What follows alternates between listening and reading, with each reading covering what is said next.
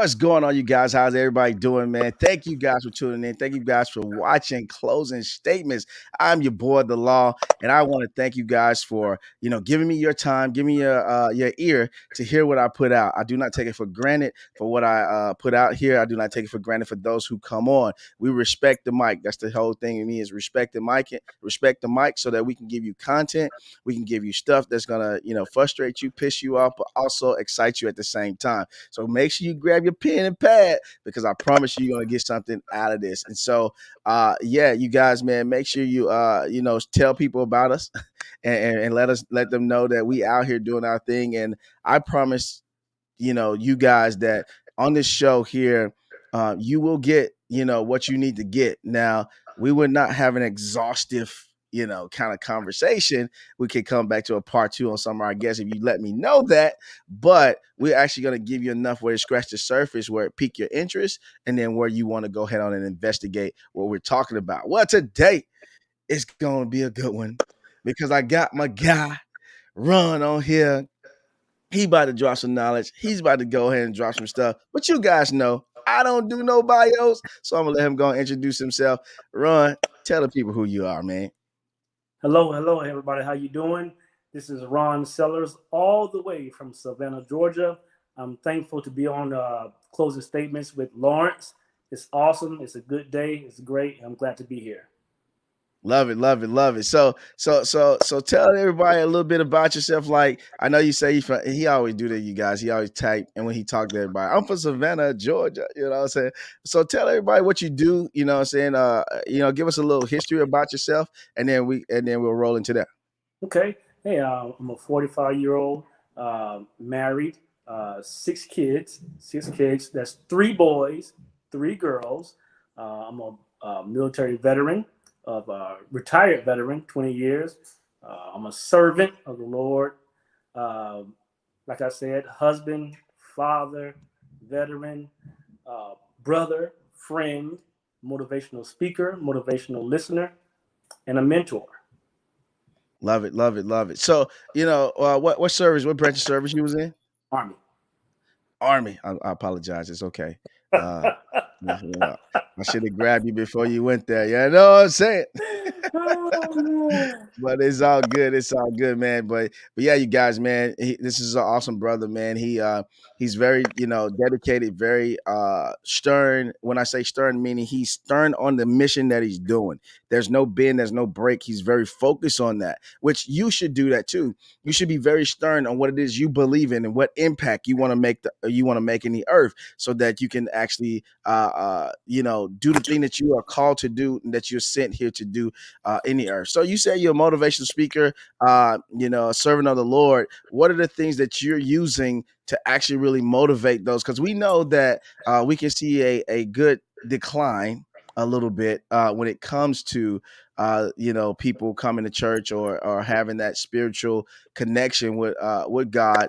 What is some things that you give us, two things that you do to help them connect with that and transparency, bring them back? transparency, transparency, and truth of your truth. Transparency and truth of your truth. I noticed that was missing, in my opinion. Uh, that was missing from a lot of servants. They didn't want to speak the truth or their truth to others, and that was kind of made others afraid to speak out for their truth. So, and I always told them, I say, well, if you don't value your worth, if you don't value your truth, then others would not even consider. You know, if Yeah. you don't value your worth, if you don't value your truth, others would not even consider. So Yeah, yeah. So if you got, those who are going into who are being called to actually be servants of the Lord, to actually preach the gospel, to be missionary or whatever, on the mission field, what are some things that you would tell them?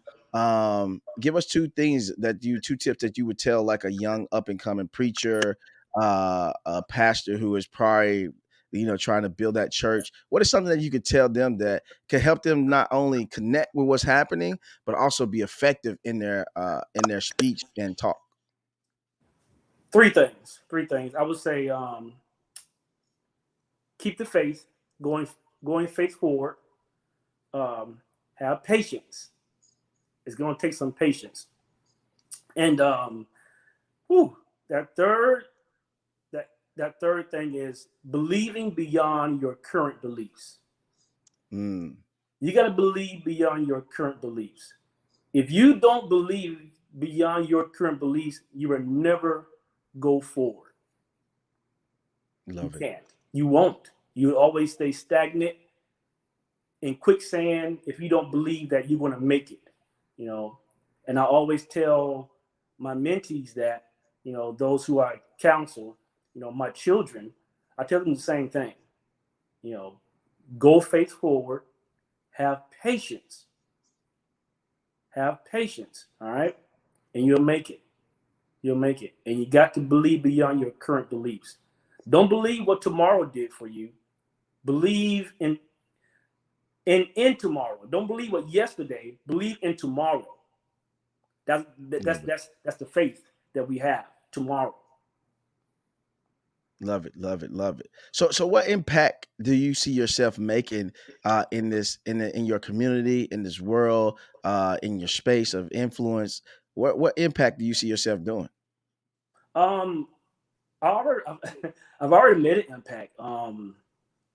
In my military career, I still have soldiers call me up asking for advice. Still, brothers in the church, they call me asking for advice.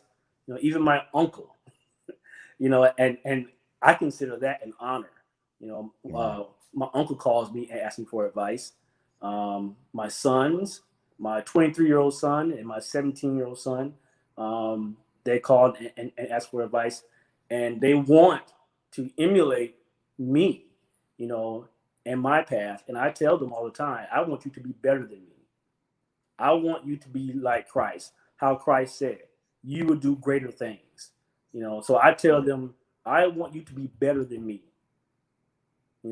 Like Christ said, you will do greater things. So Love it, love it. So I know it's kind of like a mantra of yours. You say it all the time. Faith forward. What does that What does that mean? What did that? How do you unpack that? So when you tell somebody faith forward, I mean, people are gonna have their own ideas of what you're meaning. But what are you really kind of like hitting them in the head and in the heart with when you're saying that? when I say faith forward, what I mean is you have to work. It's going to be work. The Bible says faith without works is dead. You can't just believe in something and it happens. You're gonna have to work. I couldn't just say I want to join the military. No, I gotta do the things that I need to do to join the military. Do the things I need to do to get promoted. So that's what faith forward means to me. You got the faith, then work at it. And I always tell my children, and I tell them, I say, hey, you need to do what you need to do. Do what you need to do. That way you can do what you want to do. Love it, Do love what it. you need to do. That way, in the future, you can do what you want to do. Love it, love it, love it, love it. Cool, cool. Well, you guys, man, thank you guys for been tuning in to us, man. We do not take it for granted. My guest here, and so we're gonna take a quick commercial break to let you guys know what we're doing, and when we come back, we're gonna unpack that what he just said, okay? And I want to talk about fatherhood too, because he talked about his kids multiple times when we were talking. So I want him to talk about fatherhood a little bit, and we'll get into that. So you guys, we'll see you guys after this little quick break. And when we come back, be ready to hear that. Let's go.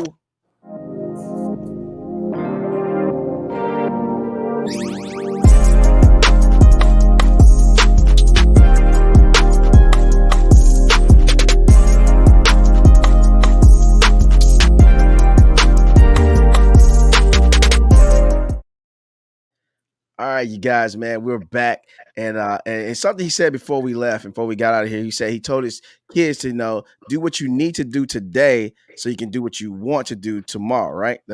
And so and so unpack that, even not just in a space of just the Christian community, just in life in general. Unpack that for us, because there's some people out there that's young, that's going to be watching this, that's going to be tuning into us, and they hear that, but it's like, I don't know what you're talking about, right? And so they always want everything fast. They don't want to lay up. They don't want to, embrace they don't want to have delayed gratification. They want to get it now and then whatever. So unpack that for us, and let us hear what you mean about that. Okay, I give you an example of what I mean. My two youngest sons, 17 and 14, they are very heavily into sports, right? Football and basketball. My 17-year-old basketball, he's about 6'2", 6'1". And my 14-year-old football, very good at football. He's about 6 foot, right? And I tell them, always do what you need to do. Well, what's that, Dad? Practice. Practice makes perfect on your off days. You have a basketball goal in the backyard, a basketball court in the backyard. Work on your skill set. Work on it. Do what you need to do today. That way you be better for tomorrow. That way you can do what you want tomorrow. Love it. Save up today. That way tomorrow you have a nest egg tomorrow for a rainy day. Love it. And I always tell them that, if you're thinking about retiring early, save up. If you're thinking about going for this job, go get your education today. Go get it. Don't wait. Why? Because time waits for no one. It waits for no one. So I tell them, I said, you control your time. I said, you control your time. You control your time. And what you do in that time, you are in control of it. So do what you need to do today. That way you can do what you want tomorrow. Love And it. they Love it. understood that. Love it, love it, love it. That's pretty dope. And you said that about time, man. Time waits for no man. You know what I'm saying? And I had a little quote out there that I say all the time: "Time waits for nobody, so why wait on time? Like, go get Exactly. it done, go Exactly. knock it out, go make it happen. Do what you need to do, so that you can on the backside. You know what I'm saying? You can enjoy the backside. Like, I wish I had mentors and stuff like people that had the mindset that I have now would have told me that in my 20s when I first joined the military. Like right now, it would have been woo, it would have been love right now. You know what I'm saying? But you can't tell the past to start over. You got to start from right now and build. But if I had those people to tell me that, man, it would have been crazy right now. But it is what it is. You just can't cry on spilled milk. You just got to keep it moving. You know You what know I'm what? saying? The greatest feeling, I believe, for a parent is when your child calls back, whether it's your child, your nephew, niece, whatever, they call back and tell you, thank Yeah. you, Dad. Or your soldiers come back and say, thank you. I appreciate you, what you Yeah. did. It makes you feel so good. And you see them being successful in life and making good decisions with their life. Yeah, yeah, yeah. That's what's up. That's what's up. All right, so we want to talk about this fatherhood thing real quick, because you mentioned your kids and you mentioned your family.